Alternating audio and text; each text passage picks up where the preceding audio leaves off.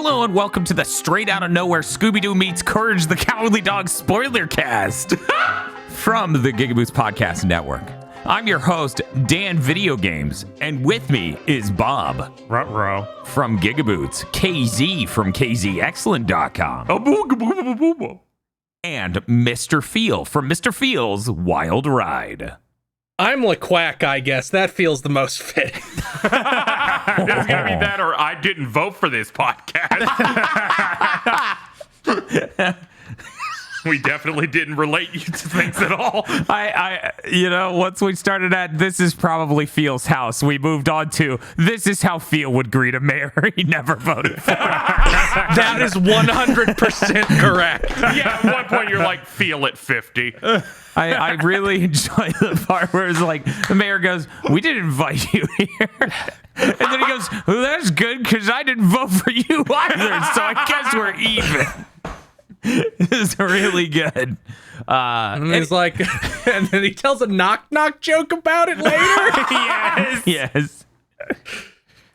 Oh man, guess who didn't vote for you? Me. We review a wide range of content for this podcast network. We do video games, we do anime, we do Netflix anime, somehow a distinct category. Yeah, unfortunately. Thank you, Capcom. Netflix anime, all related to Capcom that makes you go, Capcom, just fire your entire cross-media team. Now I feel we have two categories here. We have stuff like, Castlevania, something Netflix bankrolled, and then things they found in Capcom's dumpster that they put on their service. Yeah, it's interesting. So we thought this would be a really good fit since, October and whatnot. You want to get Courage the Cowardly Dog content out there for the people to see. And man, if you're a Courage fan, I think you're well fed. But we got to get to the structure of the show. First off, we do a 1 or 2 sentence summary, make a sound, and once we're all each done doing that, we start digging in with thoughts we had, favorite parts, least favorite parts, et cetera, et cetera. And then at the end of all of this, we're going to give it a maximum score of 40, 10 points each, Famitsu style, to decide whether or not this is as good as, let me check, 13 Sentinels, Aegis Rim. I think that's what we're comparing.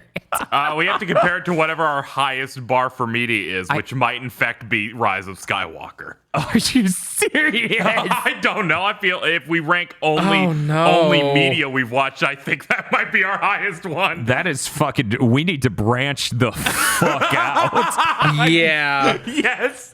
As it turns out, if we watch a good thing, it usually shows up on Blessed Blonde Tent Blub and not as a spoiler cast. Right. Yeah. Oops. Yeah, basically. Well, you can always aspire to do better than the McRib. It's hard not to, actually. Oh, true. We can include food in there, too. I heard food might be media, so I think it's fair to compare these. So let's get to it. Mm-hmm. We're going to start with Mr. Feel. Mr. Feel, 2-sentence summary and a sound. The Courage Scooby Doo crossover is really great, even if it's really heavily weighted in one direction rather than the other. So I'm going to give it a ooh. Bob. This is honestly more Courage content that I'd ever see again. I'm going to give it a ooh. KZ. It's been like 20 years since they canceled Courage the Cowardly Dog, and you're reminded, why did they do that? That show is basically a 10. This gets an ooh. And then my eyeballs fly away. Ooh. Yeah, basically what they said. I feel like you could have just turned out a Courage the Cowardly Dog movie and it would be just as good. And I don't know why they didn't do that. That seems like a really good fit for that IP and a really in-demand thing for streaming platforms. Turn it into Columbo. Just make films like 4 times a year. I'm going to give it a If Courage becoming Columbo is the funniest thing I think you've ever said.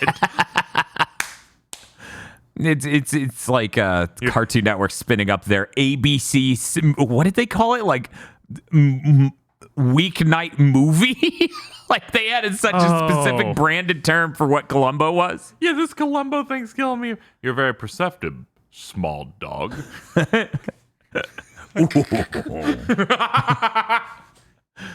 Okay, so let's get to it.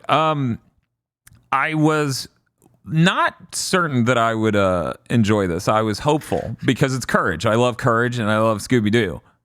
But I was burned. I was burned by Scoob. And though I know at an intellectual level, Scoob cannot be created outside of the Hollywood system. True.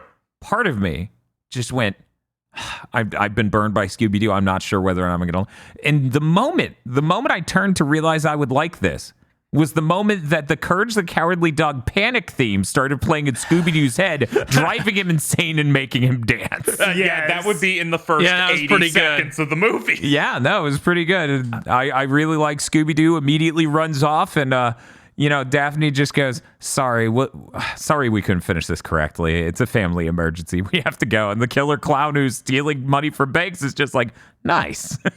Yeah, he's like, oh man, I guess I win. And then I'm like, this is the greatest thing ever. Yes. Yeah, it's really good. Did anyone else feel like the intro thing they did with music and they had the full credits for the voice actors felt like a direct stab at Scoob? Oh yeah, I've never fucking seen Scoob. I haven't seen Scoob, but I've watched a bunch of these direct-to-video Scooby-Doo things. And I think a lot of them have that. Okay, because I hadn't seen anything where they put the voice actors that much in the forefront. Maybe they didn't have the voice actors, but I think the first WWE one did. Yeah, here it kind of felt like that because like Scoob, we replaced all of them with celebrities. Yeah, and that's the thing. It was weird and not a great fit, and nowhere near anywhere near the top of that fucking thing's problems. Oh yeah, no, not at all. But it's just something that hit my mind. Oh yeah, no, it's a nice change, coming over from Scoob, seeing them be like, hey, here are our voice actors. We're very proud of them. Yeah, instead of here's the live action version. Seth Rogen is Courage the Cowardly Dog. Wow, man. Ooh. Here's who's playing Eustace. Chris Pratt. Oh, I was going to say like Woody Harrelson. Woody Harrelson is Eustace. You know who voted for you? Not me. That would kill me. He only hit my head because he was in the new Venom. Now I'm imagining Eustace played by that guy who plays Alfred in the Batman. Michael Caine. Yeah, Michael Caine. Where do we fall, Courage? Ooh. Booga, booga, booga. Oh, no. Okay, that's too much. But yeah, watching this, I thought it was kind of hilarious that they're like, whatever, I guess they live close enough to nowhere to just be lured there by music. Yeah, the thought that the Scooby Gang can go anywhere is pretty prevalent in any. Yeah, that's true. They have Scooby media. Yes, they have a van where they solve mysteries. A very confusing concept to Muriel. That might be the best. One of my favorite jokes of the entire thing, where they're like, "Yeah, we solve mysteries," and Fred goes, "And we have a van." I just got it redecaled. He's very excited to talk about that. I appreciate the part where Daphne's like, yeah, I got some real equipment installed while you did that. Except Fred also did, because he's like, use the grappling hook. I know. He's like, Daphne, handle this. And I'm like, so is he aware of some of the things she did and not the others? What is... Yeah, he is not aware of the nitrous that was installed. Yes, that was behind his back, but everything else. Clearly, that's just a setup for when they meet the cast of Fast and the Furious. I would watch that. That'd be amazing. That seems like it has a way higher chance of happening than you think it would. They fucking crossed over with Supernatural. Yeah, I know. I said that because I'm like, it'll be real, it'll happen, and they'll learn the value of family. We have official media of Shaggy being possessed by the Netherrealm and choking Scorpion. See, I like this concept because then Vin Diesel and Scooby Doo get stuck in a room and the power goes out and they're in the dark and he goes, I hate you because he would be so involved producer-wise that would get in. He would be like, hey, can I write in a Riddick line? And they're like, you're paying for the entire film, so sure. The co-writer's just like, are you... Of course. You just asked, can I write in a Riddick line? Of course you can. Go right the fuck ahead. This costs us $0. Yeah, this is one of those great jokes in animation which requires no drawings. But yeah, no, I was surprised. Watching this, though, there are a number of continuity problems that are kind of funny, but don't really pull away or distract too much from the plot, where it's just like the mayor's going to not walk them to the museum, and then the next shot is them in the museum, and the mayor's like, okay, enjoy yourselves. And we're like, oh, I thought that was just a joke. wait, what? There are several other shots, too, where none of it, like, continuity-wise makes sense, which is really weird for animation. But, yeah, I don't know. It wasn't a real problem. The only time the animation itself was distractingly bad is when they, they'll do the insects as 2-dimensional, and then they'll change it to be 3-dimensional. It'll be real rough because they keep doing it per scene, per shot even, where it's just like, in this close-up, these crazy cicadas are like, or cicadas are like, really high fidelity 2D, and then you cut to them looking like balloons. I kind of like that because the Courage always did that sort of weird. They're CG now, but look kind of bad. In Courage, they would either be CG the whole time or they would be 2D the whole time. Like, I feel like most things in Courage that were 3D were just always 3D. Yeah, maybe. Because I think of like the Return to Slab guy, and he is always 3D. Yeah, he's always 3D. I like, which is great. We saw the slab. Yeah, no, that was a really good museum. They're like, hey, remember Courage stuff? We do, and I'm like, oh, that's cool. That's cool. Yeah, they had everything. I in think there. I think probably my favorite thing like that in the whole movie was look at our flag. Has a paragraph of text on it. Yes. I did not notice the paragraph of text on the flag. It's really good. Yeah, it says exactly what he says. Like, yes. It's almost like nowhere has per capita more weird, bizarre events than anywhere else in the entire world. And the mayor goes, yes, it's on our flag, and points, and that exact sentence is on the flag. Yes, it's really good. They had some goals in this movie. Like, we will explain every episode of Courage through this movie. I'm gonna be honest. I set into this going, I hope someone from the Scooby Doo gang tries to rip off Cat's face. And they delivered. So I'm like, I can't believe you thought about that. I had forgotten about cats. I always remember LeQuack, though. For some reason, LeQuack to me did not occur to me as a character they would try to rip the face off of, probably because it looks like a normal duck, whereas Cats is like big and bipedal. So I'm just like, if they could try to rip his face off, this is a pretty good movie. They tried to do that. And they're trying to talk him down, and he's like, no, this is my real face. Please stop. And I feel like they made Cats even more like weirdly human looking in this one to even more facilitate that, because he's like more spindly and weird looking, I think, in the show. They adjusted his model a little bit to make more sense that they're trying to just rip his face off. It's really good. I appreciated it. I appreciate, like, the writing in this is really good. Yeah. If we compare it to the bar of, what was it, the Jetsons meet the WWE, I would say the writing's an even higher notch in this. Though that was really good. Oh, there's some I'm not trying to good undersell bits in that one. That had many good bits involving the Big Show. Yes, they did. Yeah, it did. Yeah, they did.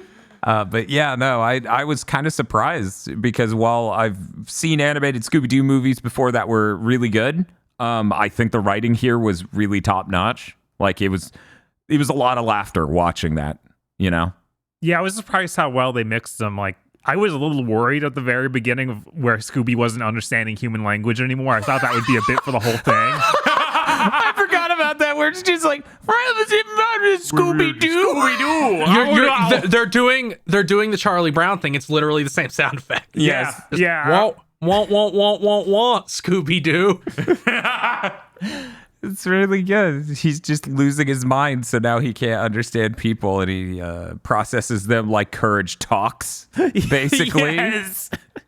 I like that thanks to the Courage inclusion, we get multiple moments of both him and Scooby opening their entire mouth, and you just see that shot. Yes. As they either fly up or about to shit themselves. I really appreciate, like, they have that whole angle with the audiobooks they're listening to that try to help them calm down. Yes. So they're like, opening up about their deepest fears, and they're like, how about you, Courage? What's your deepest fear? And then he just transforms into 3 different villains from his show. Yeah. And Scooby goes, or Shaggy goes, I have no idea what you just said, but I feel it. I feel it, man. I was like, I don't remember that thing from the show where it's just a foot with a face on each toe. Oh yeah, that's real. I don't remember that one. It was horrifying. Yeah, it was horrifying. The fact he turned into that is horrifying. Yeah, that one's rough. The amount of times his eyes extended to look like the bug in this movie. Yes. Where they just look like hot dogs that got squeezed. Or when Scooby and Courage get scared and then both of their heads rip off, so Scooby's head gets half of it's ripped off its body and spins in the car. Yes, that was really funny when they just swap heads. Like it just flies around in midair and then puts them back where they go. I'm like, what in the world's happening? That car chase was insane. No, you expect that to be 2 minutes and not 8. Yeah, that thing went on at least twice as long as anyone would expect. Yes. And then it, caps off with Eustace going, "You fucked up my car. Don't worry, I think it's fine."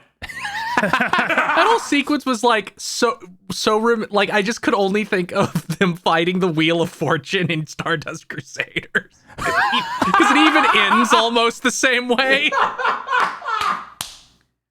I'm trying to remember which one that was. That's the one that's just a car. Okay, yeah, that makes sense. Where you're like, how is this still happening? The idea of that entire skit is Eustace is gonna get in the car. The cicada just got in the car. Where is Eustace at all? He will not show up until the chase is done. Yeah, he somehow gets there, and then he gets to the mayor's house with them too. It's like, what happened? Yeah. Yeah, no, that would be one of those like, how is this happening moments. I felt like that was just a misdirect because it's like, no, they want you to think the bug is Eustace for some reason. Yeah, but that doesn't. They say Velma says that at the end, Dan. She's like, oh, that's true. Well, a lot of the clues here don't make sense. Oh well. Yeah. See, that was one of my favorite bits is them being like, to be honest, Eustace, we thought it was you, and I'm like, yeah, Eustace is typecast as the bad guy from a Scooby Doo thing for sure. Yes. He's grumpy fucking old man who's scary. I was like, that's so perfect. I'm glad they said that because that's all I could think when I first heard about this team up. I'm like, yeah, Eustace would be the bad guy. He's the guy haunting the factory. God, I actually wonder if he was based on Scooby Doo villains originally. Oh, yeah. You would think at some level they would be like, we have a show about a pseudo-talking dog. Maybe we should look at Scooby Doo. Yeah, that is true. He does put on a mask and scare the dog. Right, he always does that thing. Yeah, it doesn't get old, as he said 3 or 4 times in this movie. I like the part where he just pulls it up made of food from the fridge. Yes, made out of like lettuce and tomato. It was really good. Can we talk about how there is a Eustace rap in this and somehow it went over way better than the Porky Pig rap in Space Jam 2? That's because he had hot bars. Stop talking about that rap. Look, also he made his Ooga Booga mask out of bling. yes, that was really funny. Pretty good. Also, once again, it fucks me up. That is where the title of this movie came from. Straight out of Compton parody, straight out of nowhere. Yes. Yeah. The title of this movie came from the rap video, and I'm like, oh my that was God. very bizarre. Yeah. I always forget his shirtless design where you must see every part of his spine. Yes. Yeah. It's worth noting that Eustace is actually a caricature of John R. Dilworth, the creator of Courage the Cowardly Dog. He's not as old. Mm-hmm. But it is 100% a caricature, and you can see it looking at him. Like it's not subtle. I don't know what you're talking about. Look, he's just setting goals. I really. This is what I'm gonna be like when I'm 90. I will have no teeth. I will scare the shit out of my dog. It will be very funny. There will be heavy bite marks on anything that I eat in this film. Despite it just being gums. I know, right? I'm glad someone else noticed, because when they try to eat the really hard bread, it left bite marks, and I'm like, you don't have teeth, Eustace. He's very powerful. It was his lips. Well, it's like how your skin gets calloused eventually and becomes like hard. That's his gums. Oh, that's rough. I really appreciated one of the jokes in here early on when they go into the house. They're in the kitchen. They're doing a scene for a bit, ignoring the part with the hair thing, which was weird. Mm-hmm. Where they're like, "Hey, Shaggy, you got something on you." And you're like, "What?" And they do that for about 15 seconds. He turns around, a giant cicada is just strapped to him, and it's like, "Oh man, that was hiding there really well." I like how calmly Muriel's trying to deal with it. Yeah. Her character's so good. Yeah, that's on brand. I don't know how 20 years later she's able to go into that voice perfectly. I know. It's so good. Rest in peace. Yeah, she did such a great performance. This is the last thing she was ever credited for, too. Yeah. Yeah. Clearly that is not the same Eustace. Oh, is it not? It is not. It is not. It is the third one because God. the first one passed in 2003 and I think the second one passed in 2019. Whoa. I guess that makes sense. Yeah. I did not even notice. I feel a little bad. I assumed it was just performance drift. You know, most voice actors have that a little. Yeah, it could be that. It felt more pronounced when Muriel's like, "Oh my God." Wow. I was just surprised. That is the right courage, right? Because that seems incredibly courage voice. That feels perfect. Yeah, I think everybody else is the same thing. A thing I just learned existed that I have to fucking find and watch. There was a CG special only aired in Southeast Asia, where Eustace is Wallace Shawn. Yeah, I guess Southeast Asia really likes courage. It was apparently a pilot for a CG revival that never took off. So like, we're not going to show this in the United States. We'll just show it in Southeast Asia. Yeah, I actually did hear about which is like how there was a Johnny Bravo movie they only showed in India. Yes. Yeah, that shit's real weird. You know, I usually don't like the shows going CG, but I think Courage it could really have worked for because they already have a lot of elements of that, and it being creepy is really high up there on bad CG's list of things to do. Yeah. Yes. Uncanny Valley would like elevate it. Yeah. I really appreciate when they first get to nowhere and Eustace is watching that awful TV show that's got live action and with bananas. With the banana in his ear that keeps spinning. Yeah. That's the story. I like that literally all of them stand in front of the TV. Yes, all fucking 6 of them or whatever are just in front of the fucking TV in his way. It's real fucking good. I appreciate how long they do that bit with the giant cicada of teaching them to become an exterminator. Yes. That was really good. Where it goes for 3 minutes, makes them sign shit. It's like the only good bugs are dead bug. And then they're like, yep. Yeah, when it just starts talking, it's like, this is really gone off the deep end. Thank you. This is going like in places I didn't expect, which I haven't seen nearly as many of these newer like comedy ones. Because the most Scooby Doo things I saw was either James Gunn's live action ones and the entire set of animated ones where they tried to make them a bit more grounded. Oh, like Zombie Island. Yeah, like Zombie Island and the one with the goth bitches in it. that awaken things in possibly everyone I know. Zombie Island repurposed SWAT Cat script. That's insane. When went the Squat Cats crossover? I don't know. I think Ted Turner had that buried because he was attracted to Miss Briggs. Yeah, you nailed it. I really appreciated the exterminator bit because I was like, oh shit, right, Scooby Doo movies do this.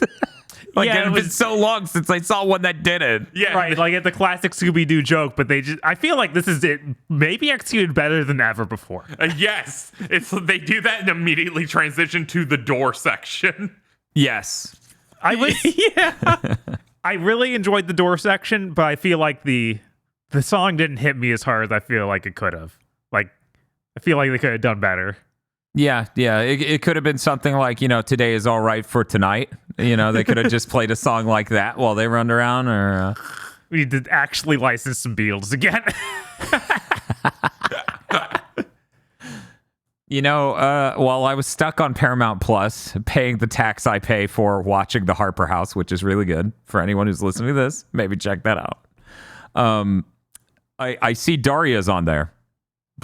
And I start playing Daria, and I'm like, oh, right, this is the version where they had to strip out all of the licensed music because MTV, when they were doing those animated shows, they had expensive music.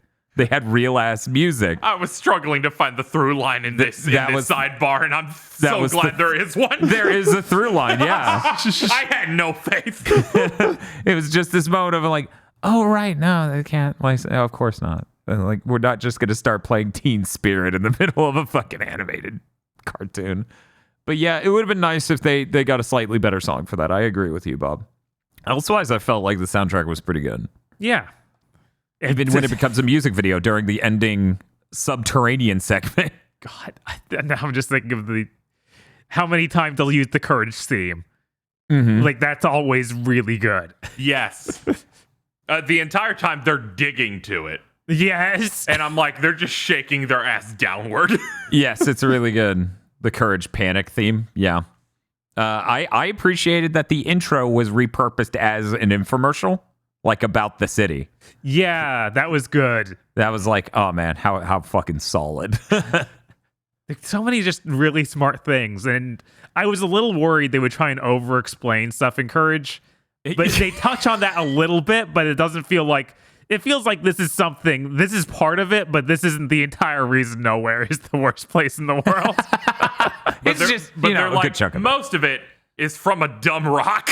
Yes. From space full of black matter or dark matter. Which I'm like, sure, that's... Yeah. Yeah, that fits. Right. This is almost certainly the finale of Courage now, so sure, go ahead. Yes. Right. Yeah. I mean, would you even have Cats and Pepe Le Pew there? Pepe Le Pew! That's not his name, oh no. Le Quack. Le Quack. You really overcomplicated this one. Yeah, I did. I like how I half heard him, so I thought he said Pepe Le Puke. But yeah, them both being inside of the machine that was the villain was absolutely farcical. And yes. The butler and the fucking maid are just the military guys going, man, we're just going to use this as a weapon.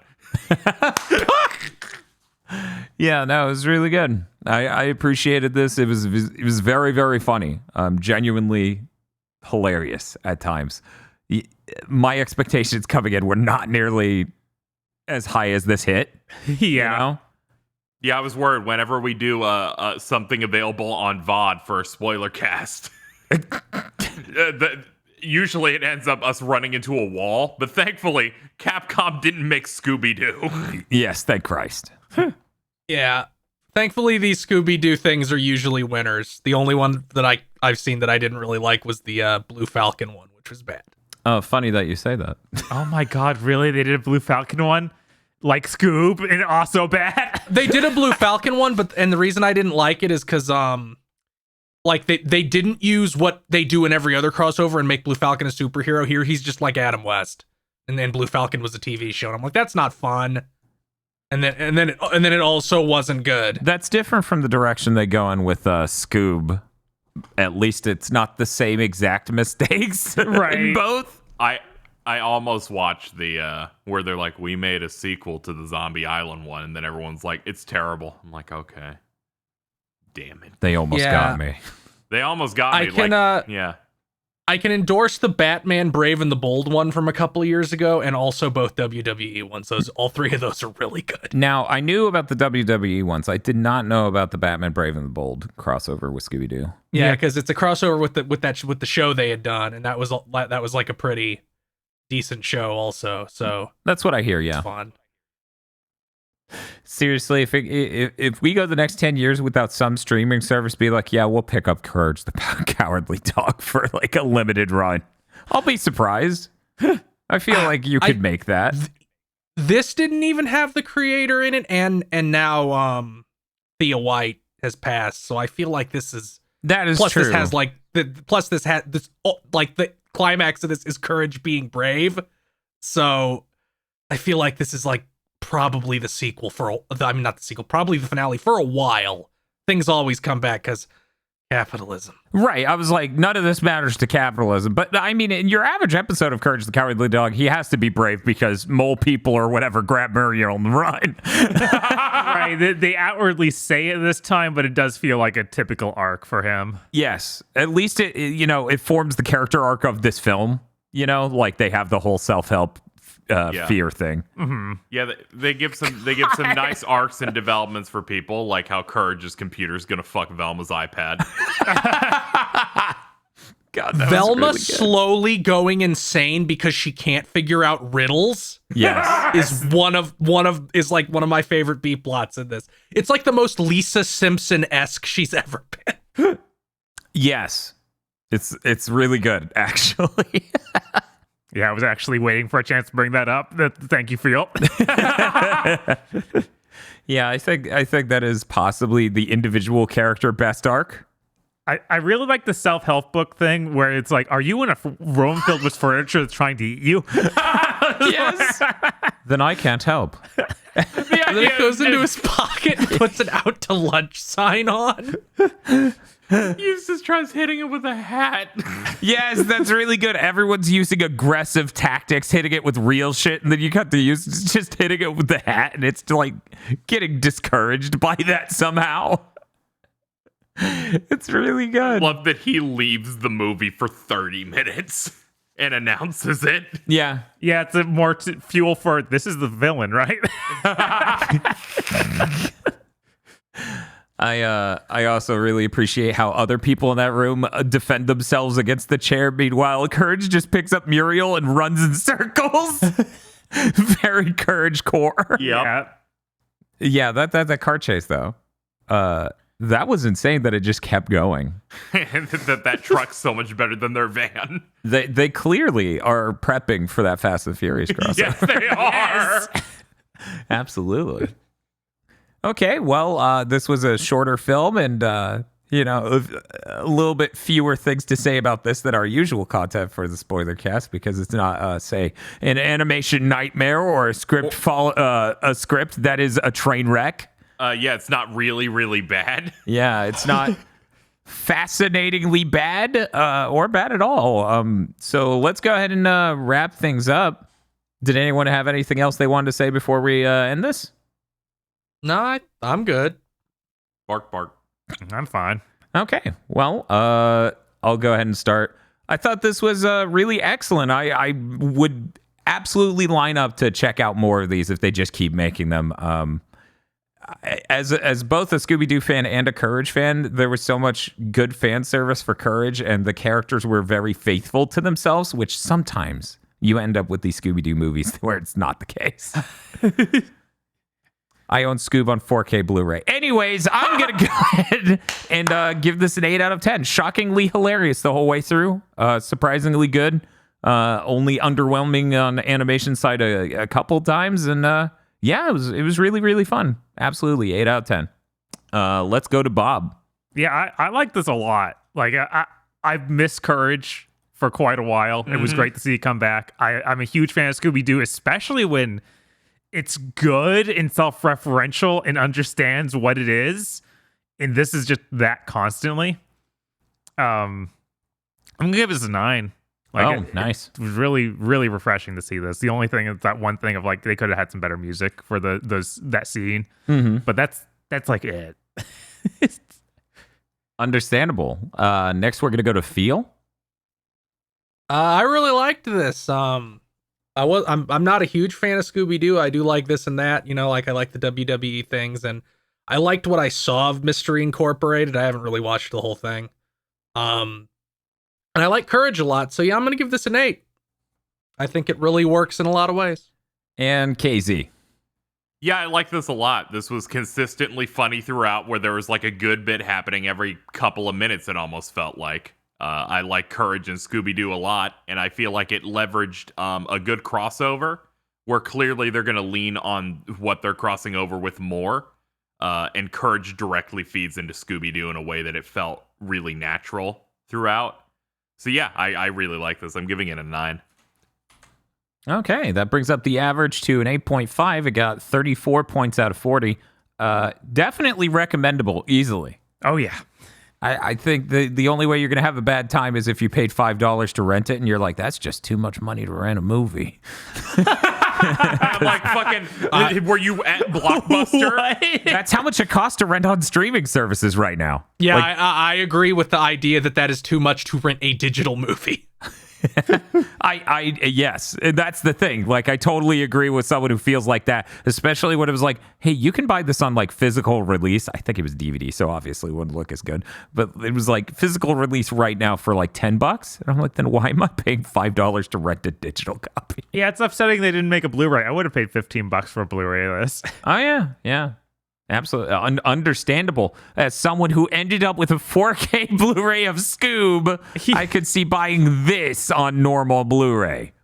Well, Dan, I've got great news. What's your great news? It's thanks to that we can put this to bed. Our highest rated piece of media is now this, and not Star Wars: Rise of Skywalker. It beat it by 3 points. Oh, that's great news. That's great news. That means that every piece of media that isn't a game that we have to review on a podcast now has to live up to the bar standard. is a Scooby Doo Courage the Cowardly Dog crossover movie they released on VOD.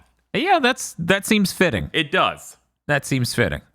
This month's GigaBoots executive producers are Esme, E. Lee Broyles, Starfalcon, Spaceman Spiff, Red Blaze 27, Brendan O'Sullivan, Dobo Muito Real, Ace Gundam Pilot Adam Admar, Cooper Tank, Zilter, and Virmvarn.